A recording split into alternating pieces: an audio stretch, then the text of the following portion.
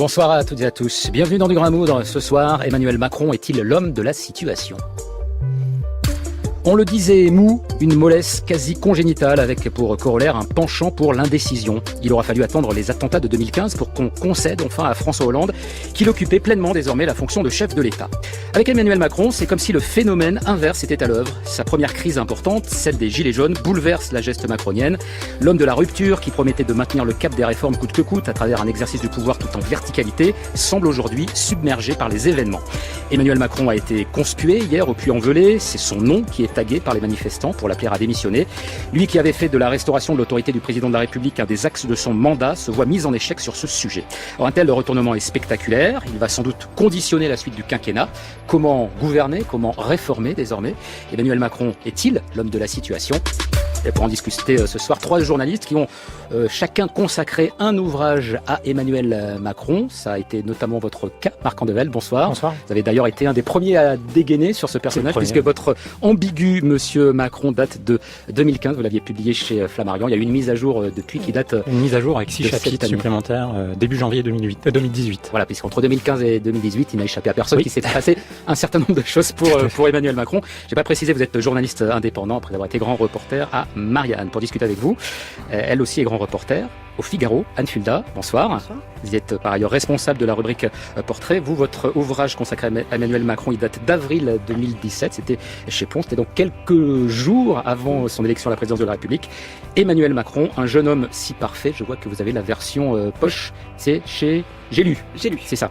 Et puis troisième invité, Jean-Dominique Merchet, bonsoir. Bonsoir. Journaliste à l'Opinion, vous êtes spécialiste des questions de défense notamment, et vous avez publié, c'était en octobre 2017, donc là il était à l'Élysée, un Macron Bonaparte, Macron Bonaparte publié chez Stock, Macron Bonaparte ou Macron Louis XVI d'ailleurs aujourd'hui, vu ce qui s'est passé hier soir.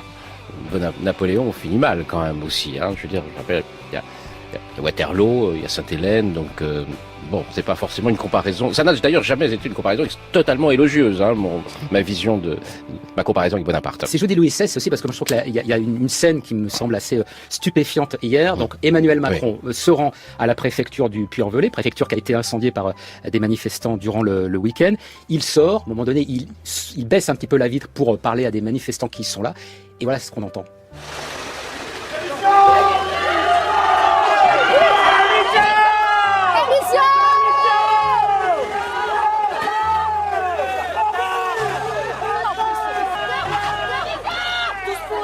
Voilà, on a presque l'impression d'une reconstitution dans un mauvais film de la fuite de Varennes. Je ne sais pas, est-ce que c'est une image qui a pu vous apparaître à la faveur de cette séquence, Anne Fulda ?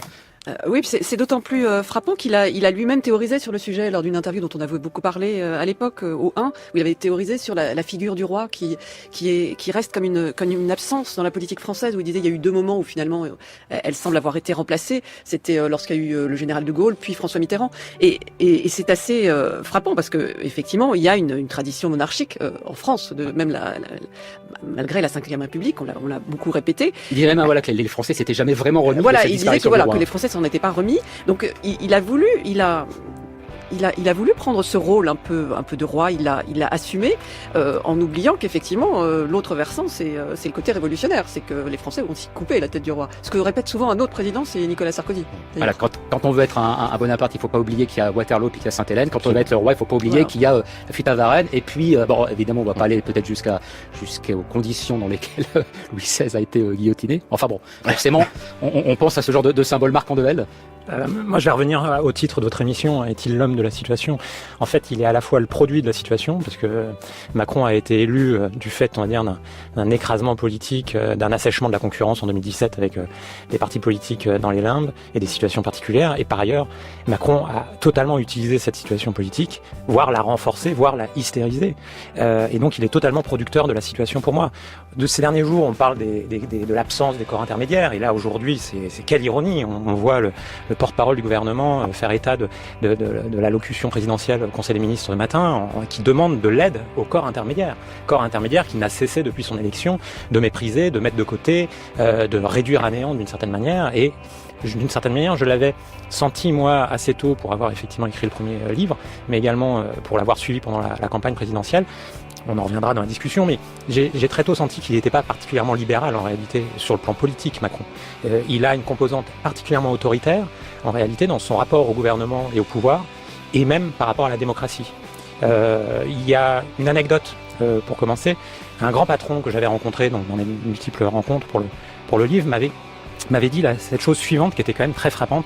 Il m'avait dit, vous savez, Macron, il a un rapport quand même relativement inégalitaire à la société. C'est-à-dire que il considère qu'il y a la classe des sachants, la classe des gens qui ont réussi leurs études, qui ont leur diplôme et qui donc ont la mission de décider.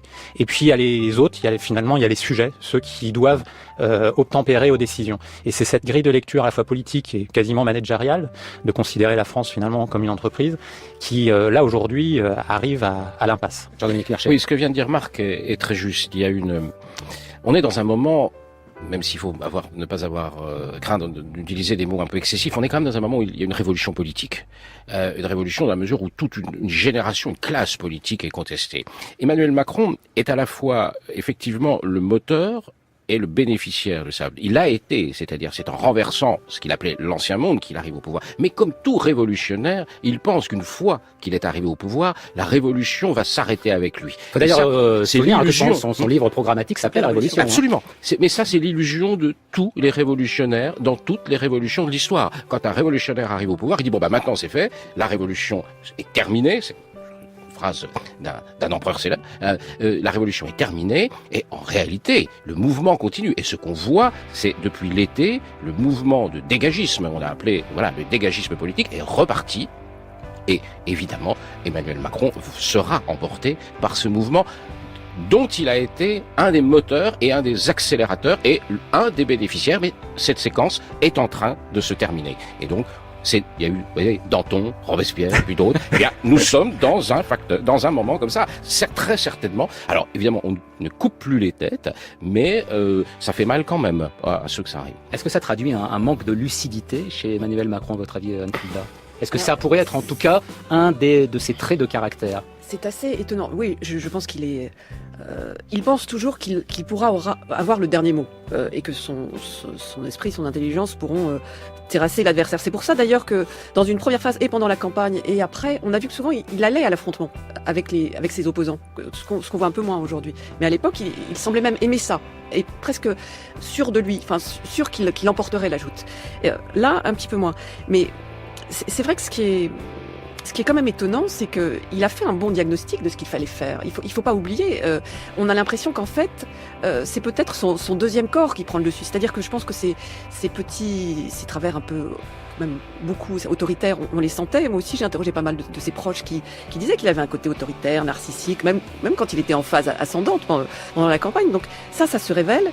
Et il y a eu quand même il faut revenir à ce qui s'est passé ces derniers mois. C'est-à-dire que il y a eu un décrochage clair avec cette fameuse affaire Benalla, parce que jusqu'alors, sa figure de chef semblait intacte, et même de façon assez étonnante.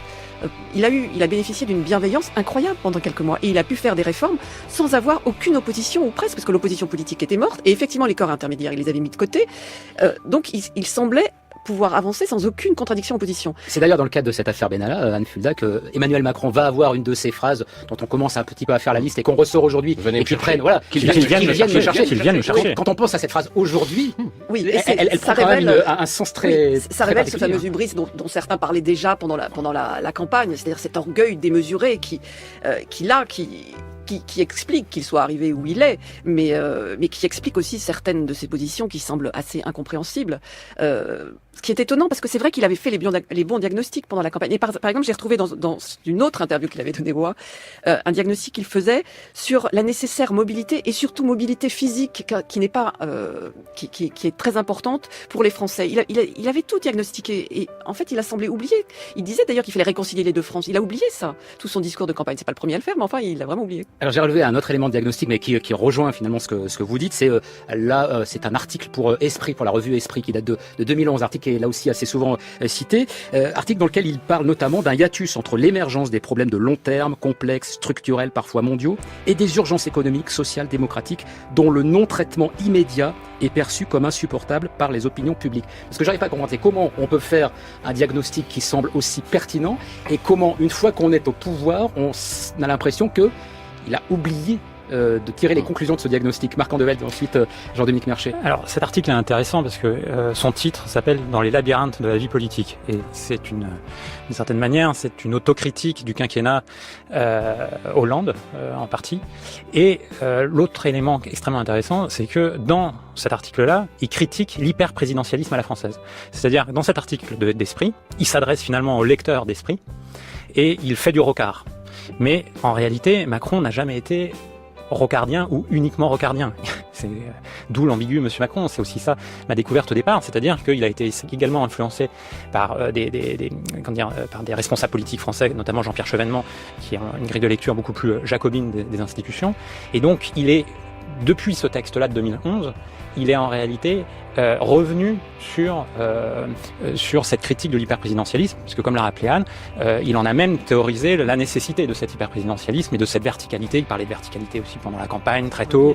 Et donc, même quand je disais il a écrasé son opposition pendant la campagne, il expliquait qu'en gros, la vie politique française aujourd'hui, c'était 3 personnes. C'était lui, Mélenchon et Le Pen. Mais s'il est revenu sur cette critique de l'hyperprésidentialisme, Marc Andevelt, c'est quoi? C'est parce qu'il a compris que la stratégie pour conquérir le pouvoir et peut-être pour l'exercer d'ailleurs, derrière, ça passait forcément par l'hyperprésidentialisme et que le diagnostic qu'il avait fait auparavant ne lui permettait pas justement peut-être d'accéder au pouvoir. Alors ça, c'est sa critique de Rocard. Moi, il me disait, les rocardiens et Rocard lui-même, c'était sa critique, a toujours eu un rapport complexé à l'État. Ce qui n'était pas mon cas, me disait-il. La preuve, Rocard n'a jamais été président. Et Macron n'a jamais été complexé par rapport à l'État, voire il assume totalement de décider pour les autres et sur les autres et au-dessus des autres. Et donc, par ailleurs, il y a un autre élément, parce que s'il fait le bon diagnostic, ça je suis d'accord, mais après sa politique est une politique d'adaptation de la France, on va dire, à la jungle de la globalisation. Il faut le dire à un moment donné. Et le problème, c'est qu'il n'avait pas la base sociale pour le faire. Et on en revient quand même à l'élection de 2017. Certes, il a la légitimité, mais quelle légitimité? La légitimité des insuffisances de la Ve République, où au second tour, on élimine un candidat plutôt qu'on le choisit.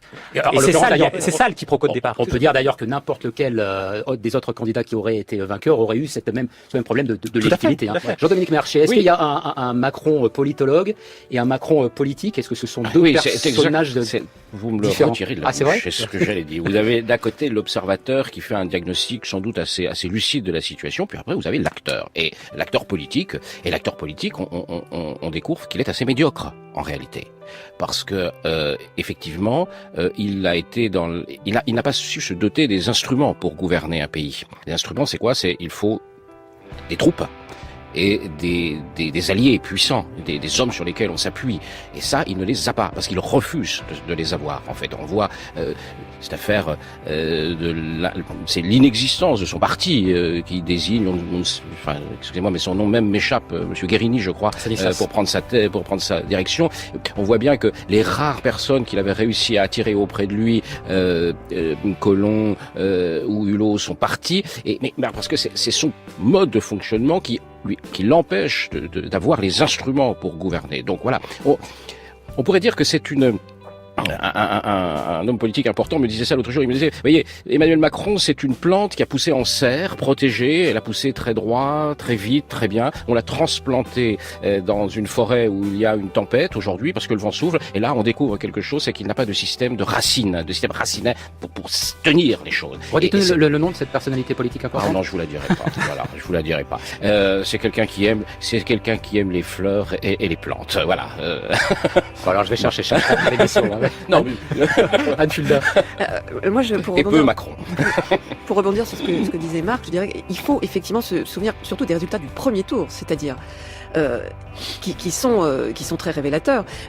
Il se retrouve, Emmanuel Macron, évidemment qu'il est élu avec une abstention extraordinaire, un score relativement moyen, c'est pas le seul, mais surtout il y a deux partis extra-système qui font près de 50% des voix et qui exprimaient déjà un rejet du système, une colère énorme. Il a négligé, voire ignoré complètement ces deux partis, presque la moitié des suffrages exprimés, et ça c'est une faute politique grave. Parce que est-ce qu'il les a ignorés ou est-ce qu'il n'en a pas fait justement ses principaux adversaires?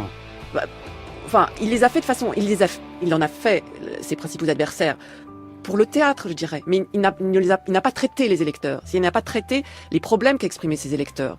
C'est là qu'est la faute, parce que ça on l'a dit 40 000 fois, mais c'est vrai qu'il s'appuyait censément sur deux jambes et qu'il y a une jambe, celle sociale qu'on complètement pas oubliée, qui n'a pas été inexistante d'ailleurs. Il y a eu des maladresses, mais qui n'a pas du tout été mise en avant. Mais ça, le fait d'avoir négligé ces électeurs qui étaient pour la France insoumise et le Rassemblement national, c'est vraiment une faute, parce que c'est le président de tous les Français. Et je pense que c'est une vraie faute politique. Il y a forcément toujours dans un quinquennat et dans un phénomène comme celui qu'on essaie de comprendre ce soir, une progressivité. Mais est-ce que malgré tout, vous diriez qu'il y a quand même un tournant, un moment qu'on peut identifier comme le moment où Emmanuel Macron, qui est ce jeune homme brillant, qui arrive au pouvoir, qui a conquis le pouvoir, qui renverse d'une certaine manière le système, qui va tenir le cap, lui, contrairement à ses prédécesseurs. Est-ce qu'à un moment qu'on peut identifier où là, ça bascule peut-être vers autre chose? Oui, je pense qu'on sera tous d'accord pour dire que l'affaire Benalla a été une rupture, mais parce que on a découvert une face du pouvoir que les Français ignoraient totalement. Et donc là, effectivement, mais bon, si les choses étaient rentrées dans l'ordre, je crois que nous sommes dans ce moment. Avec les Gilets jaunes. C'est ce moment qui se passe. C'est là que maintenant on découvre, ou en tout cas on constate le niveau de haine qu'il y a dans une partie de la population contre le président. En fait, c'est assez inquiétant, au-delà du choix politique de chacun, mais on sent qu'il y a quand même une vraie violence à son égard. Et je pense que dans les cercles du pouvoir, il y a aujourd'hui des sentiments de peur, mais de peur pas que politique, de peur sur leur avenir à court terme et à moyen terme. Je crois que le pouvoir a peur aujourd'hui. Et c'est jamais bon signe dans une démocratie d'en être là.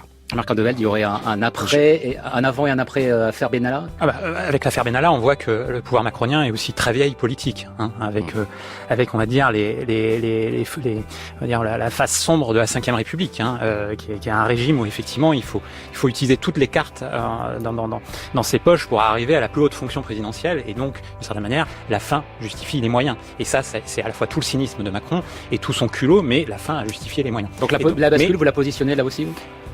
Ça, c'est une bascule dans l'opinion, et on l'a vu très clairement. C'est une bascule par rapport à la destruction de tout son récit auprès des Français et auprès des médias. C'est-à-dire, moi, je suis l'homme neuf, et en fait, on s'est aperçu là qu'il y avait quand même beaucoup de choses très problématiques. Mais moi, je dirais, l'une des premières alertes, il y en a plusieurs, mais l'une des premières alertes par rapport à son hubris, c'est son voyage aux États-Unis avec Donald Trump. Et d'ailleurs, la presse américaine, qui avait cru, comme d'autres, y compris en France, que Emmanuel Macron était un Barack Obama ou un Justin Trudeau, c'est-à-dire un social-libéral, eh bien, la presse américaine, quand même, New York Times ou le Washington Post, est quand même tombée de haut, parce que, d'une certaine manière, les premiers éditoriaux les plus vengeurs, les plus critiques à l'égard d'Emmanuel Macron proviennent souvent, et parfois, la presse anglo-saxonne, et notamment américaine, parce qu'en fait, ils n'ont pas du tout apprécié, finalement, j'allais dire, l'amateurisme, le caractère enfantin d'Emmanuel Macron dans son comportement à l'égard de Donald Trump. Et donc, au motif qu'il fallait discuter avec tout le monde, ce qui est normal, il a aussi oublié là d'une certaine manière que la France était quand même une petite puissance moyenne par rapport à une hyperpuissance américaine. Et là, d'une certaine manière, il a été confronté diplomatiquement à la réalité des choses. Et là, on voit qu'il y avait déjà une manière très prégnante chez Emmanuel Macron de se raconter sa propre histoire. Voilà. Il adore parler de l'héroïsme. Il s'est cru le héros de son histoire. Et d'une certaine manière, ce qui s'est passé avec Trump sur le plan diplomatique est assez intéressant à cet égard. Anne Filda. Je pense qu'il y a quelque chose qui est intéressant à relever chez Emmanuel Macron, qui se dit très attentif aux verbes et aux mots. C'est justement, on parlait de violence il y a quelques instants, c'est la violence que lui-même peut avoir dans son expression. C'est assez étonnant, le verbe macronien. C'est-à-dire qu'il y a une alternance entre des mots presque crus, presque triviaux. D'ailleurs, pendant la campagne, il avait parlé des illettrés. Là, il avait parlé, on peut dire que c'était maladroit, sorti du contexte, mais des gens qui ne sont rien, qui est une phrase d'une violence extrême. Récemment, le pognon de dingue qui avait été dépensé, qui en plus, c'est une formule qui avait été utilisée par les services de communication de l'Élysée. Donc c'était pas une phrase volée, c'était vraiment. Alors cette alternance entre ces mots comme ça crus, presque durs, et à côté de ça, un langage parfois empoulé, précieux, d'un autre temps, comme lorsqu'il y a peu de temps, alors que déjà les Gilets jaunes commençaient vraiment à gronder fort. Il parle des classes laborieuses, mais qui parle aujourd'hui des classes laborieuses? Enfin, c'est assez incroyable pour quelqu'un qui se veut tellement attentif aux mots, qui n'arrêtait pas de parler de cette phrase de Camus, bien nommer les choses et ne pas participer non, c'est pas la bonne formule exactement. Participer au malheur du monde, c'est pas la bonne formule, pardon, je m'en excuse. Nos auditeurs rectifieront. Oui. Voilà, et m'enverront un petit message pour. Enfin, je trouve qu'en tout cas, c'est quand même révélateur et de ce qu'il est, cette dualité. France Culture, du grain à moudre. Hervé Gardette. Emmanuel Macron est-il l'homme de la situation? C'est la question que nous posons ce soir à Anne Fulda, journaliste au Figaro, Jean-Dominique Merchet, journaliste à L'Opinion, et Marc Andevelde, journaliste indépendant.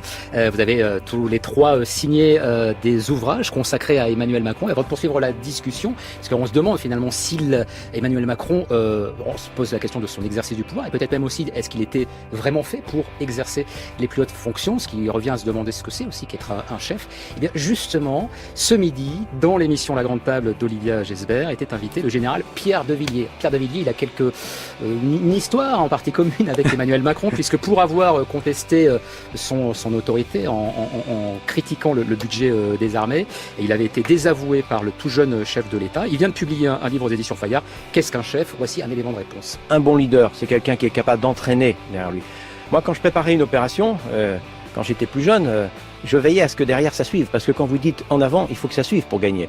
Eh bien, je crois que dans nos écoles de formation, de nos élites françaises, on n'apprend pas suffisamment à s'occuper des autres, à être tourné vers les autres, à entraîner les autres. Parce que c'est comme ça que ça se passe, in fine. Les yeux dans les yeux, on doit convaincre. Un chef, il y a plusieurs étapes. Il conçoit une manœuvre, un plan, une réforme. Ensuite, il doit convaincre. Cette deuxième étape, souvent, est trop occultée. Ensuite, il conduit la réforme et puis il contrôle. Parce que la confiance n'exclut pas le contrôle, évidemment. Mais cette étape de la conviction, de l'entraînement, de la capacité à guider les hommes et les femmes que l'on a l'honneur de diriger, elle est très importante. Jean-Dominique Merchet, vous qui connaissez bien les affaires de défense et les hommes qui font vivre l'armée, il pense à qui, votre Pierre de Villiers, quand il dit voilà, il suffit pas de dire en avant? Alors manifestement, la vengeance est un plat qui se mange froid, mais de manière assez élégante quand même, j'ai trouvé.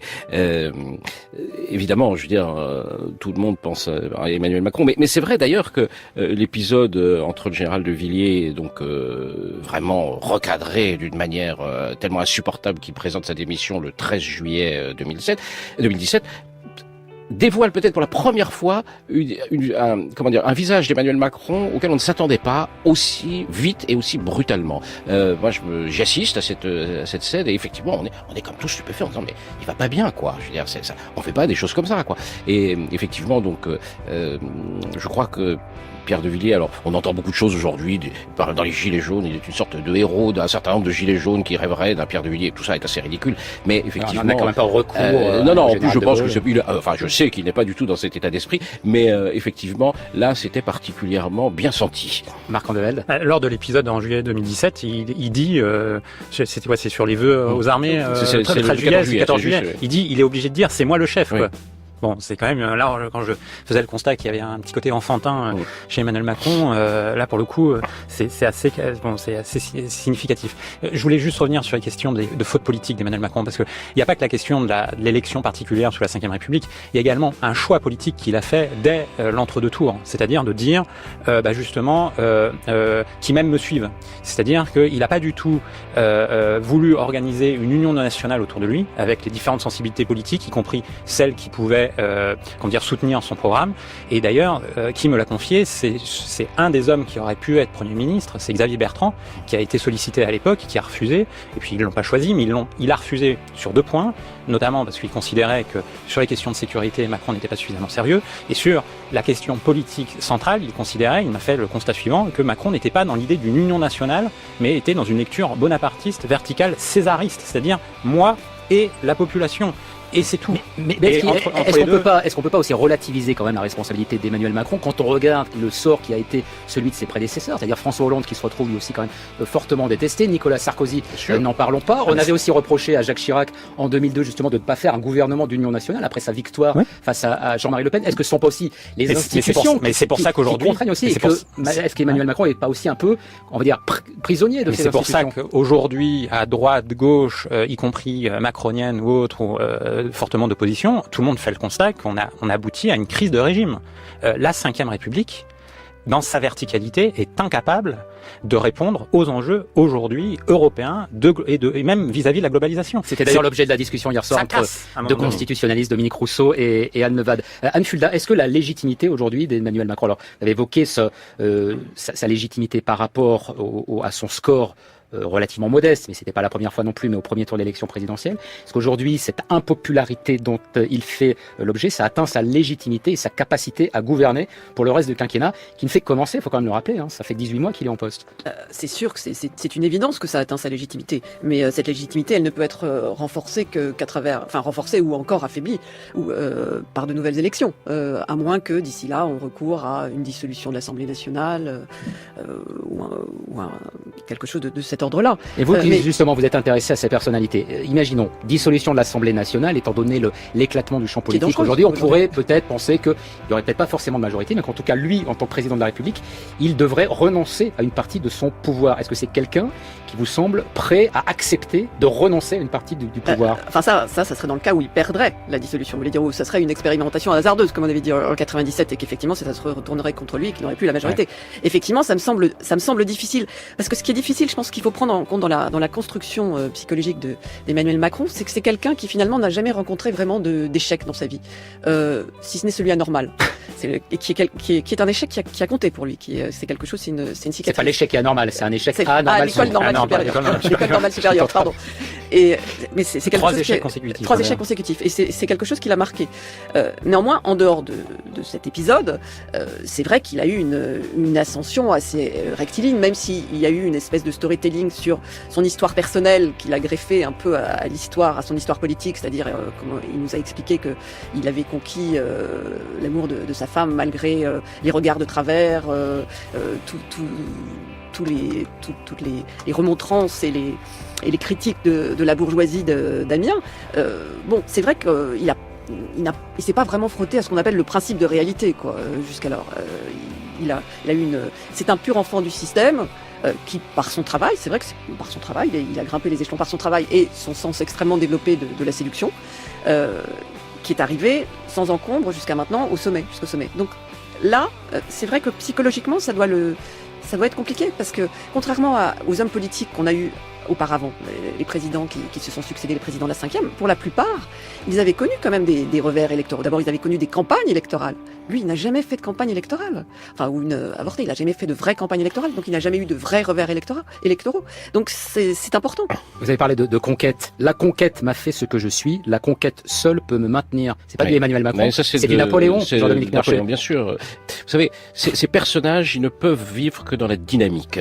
Ce ne sont pas comme ils n'ont pas une légitimité soit parlementaire, voilà, j'ai une grosse majorité parlementaire, soit monarchique parce qu'on est les héritiers des 43 qui ont fait la France. Et donc ces gens-là, qui sont des aventuriers de la politique, ne peuvent marcher. Leur pouvoir ne tient que sur toujours un peu plus loin, sur une dynamique très très forte. Vous interrogez sur ça. Est-ce qu'il a encore une légitimité en termes constitutionnels? Évidemment. Mais ce qu'il n'a plus, c'est de dynamique. Sa dynamique est brisée, là, par le mouvement des Gilets jaunes. Et donc, faute de dynamique, qu'est-ce qu'il peut devenir? C'est-à-dire, voilà. Et ça, honnêtement, ce soir, personne, et lui non plus, n'a la réponse. Vous voyez, la phrase que vous donniez de Napoléon Bonaparte était très juste. On voit bien que la dynamique de Napoléon Bonaparte était tout à fait différente. C'est une dynamique de guerre. Lui, c'était l'affrontement, la conquête, et lui, il ne pouvait pas renoncer. Parce que s'il renonçait, son pouvoir s'effondrait. Toute sa légitimité reposait sur cette dynamique. Là, sa dynamique, c'était les réformes, on va dire, le changement, l'adaptation à la globalisation, la modernisation de la société, appelons ça comme on voudra. Mais là, il y a un coup d'arrêt qui est sans doute un coup d'arrêt définitif, et il peut peut-être repartir, mais s'il repart, ce sera dans une autre direction, avec d'autres gens, certainement avec un autre Premier ministre, et pour l'instant, on n'en sait rien. Marc Andével. Tout à l'heure, on parlait des différences de vocabulaire d'Emmanuel Macron. Il faut savoir que ces différences de vocabulaire, y compris dans les expressions parfois extrêmement méprisantes, extrêmement directes qu'il a pu avoir ces derniers mois, en réalité, il faut les intégrer dans un projet politique qui n'est pas n'importe lequel, et dans une stratégie qui est celui de la stratégie du choc. Le projet politique d'Emmanuel Macron, il me l'a confié très tôt, en 2015, c'est détruire le modèle social français datant de 1945. Il vous l'a dit comme ça. Il a dit, je n'aime pas le modèle social, ce terme de modèle social. Et donc, il n'a pas su apporter, en termes de réponse politique, un nouveau modèle social. Mais parce que je pense que c'est sa principale faute. Sa priorité des priorités, c'était la question de ce qu'il pensait être l'efficacité économique. Finalement, faire venir les grandes multinationales et les grands multimilliardaires de la globalisation sur le territoire français. Et sauf que en ayant ça comme seule priorité, il a totalement évacué la question sociale. On l'entendait dans ce pays depuis le 19e siècle. Or, ce pays est profondément marqué par un désir d'égalité et de fraternité. C'est quand même les deux termes de notre devise républicaine. Et Emmanuel Macron a évacué ça constamment, y compris dans son rapport à l'histoire, parce que donc on a pas mal parlé d'histoire. Dans son rapport à l'histoire, il y a moi quelque chose qui m'a frappé très tôt, c'est qu'il ne fait jamais de référence à la Révolution française. Et il ne fait jamais de référence également à mai 68. D'ailleurs, sa proximité avec Ricoeur, sur le plan philosophique, est assez intéressante. Ricoeur a jamais aimé mai 68, il était prof à Nanterre à l'époque. Bon, il y a l'épisode de la poubelle, des étudiants qui ont foutu la poubelle sur le Mandarin. Et Ricoeur était contre le conflit. Sauf que ce pays a été aussi fabriqué et est aussi le résultat des conflits sociaux. Et de la manière dont ces conflits sociaux ont été résolus d'un point de vue politique et profondément politique. Et c'est là où Emmanuel Macron ne fait pas de politique au sens noble du terme, au sens français du terme. Dans votre livre, Anne Fulda, vous terminez le dernier chapitre, alors non pas en utilisant des références historiques, mais plutôt cartoonesques. Vous dites quand est-ce que Emmanuel Macron va passer de Mowgli, l'enfant sauvage, au roi Babar. Est-ce que le roi Babar aujourd'hui est un peu, en passe d'être détrôné, ou en tout cas en forte difficulté? Et ça voulait dire quoi d'ailleurs, le roi Babar? En fait, non, c'était dire qu'il y a une part d'enfant roi chez lui qui est toujours là. C'est assez étonnant. C'est quelqu'un. Enfin, ça, j'en ai parlé avec lui pendant quand même. Lui disait, en fait, je suis passé directement de l'âge de l'enfance à l'âge adulte. Et à cause de son histoire d'amour, qu'il est passé directement. Donc, comme ça, gommant d'un seul coup tout ce qui avait été l'adolescence, qui participe à la construction d'un homme. Donc, on a à l'arrivée une espèce de vieil enfant, en fait. Il y a quelque chose. C'est un personnage psychologiquement assez étonnant, assez étrange. Et quand je disais oui, l'enfant sauvage, enfin, c'est l'un de ses proches qui l'avait observé, qui me donnait cette phrase. C'est effectivement, est-ce que finalement il pourra arriver à une vraie maturité, pas qu'intellectuelle. En fait, c'est ça que je voulais dire. Si vous deviez les uns et les autres faire une mise à jour ou une nouvelle mise à jour de vos ouvrages, est-ce que vous garderiez le même titre, Jean-Dominique Merchet, Macron-Bonaparte? Alors, ce serait le bonapartisme. Oui, c'est ce qui lui a permis d'arriver au pouvoir et de l'exercer jusqu'à présent. Mais comme on peut dire, c'est sans doute un bonapartisme sans Napoléon, c'est-à-dire sans quelqu'un qui est capable. C'est un bonapartisme sans Bonaparte en quelque sorte. Donc le personnage s'avère un peu vide par rapport à ce qu'était son illustre prédécesseur. Donc Macron bonapartiste sans Bonaparte, ça sera le titre lors de la mise à jour. Est-ce que c'est toujours quelqu'un d'ambigu aujourd'hui, Monsieur Macron, pour reprendre le titre de votre livre, Marc Andevelde? Ambigu dans la ruse politique, tel son maître Machiavel, sauf que ce qu'il a oublié, c'est que Machiavel, ce n'était pas que le théoricien de la ruse, mais était le théoricien de la souveraineté, et donc de la légitimité populaire des gouvernants. Et un jeune homme si parfait, Anne Fulda. Oui, finalement. Oui, parce qu'il y avait de l'ironie. Oui, donc effectivement, il a en apparence tout ce qu'il faut, il coche toutes les cases, mais c'est vrai que, et comme président, il a malgré tout quelques failles. Voilà, c'était une façon aussi de redonner les titres de vos ouvrages respectifs. Merci beaucoup Anne Fulda, Jean-Dominique Merchet et Marc Andevelde d'avoir participé à cette discussion que vous pourrez retrouver sur notre site franceculture.fr, la page du Grain Moudre. Merci à l'équipe du Grain, Antoine Bulster, Virginie Leduo, Antoine Tricot, Fanny Richer, Guillaume Laguigné. Émission réalisée par Peyre Legras avec la prise de son Amine El-Mansari. Demain, ce sera... non, vous allez poser la question à Arnaud Laporte pour la dispute. Vous vous en souvenez quand même. Oui, non, vous étiez parti. Allez-y demain, la question du Grain Moudre, Hervé. Ce sera la suite de notre semaine spéciale autour des mouvements des Gilets jaunes. Malaise social, est-ce que c'est un problème de management? Ce ne sera pas le management du côté de l'Élysée, mais plutôt du point de vue des entreprises. Vous avez vos invités ou pas encore? Si, on a 3 invités, voilà, dont je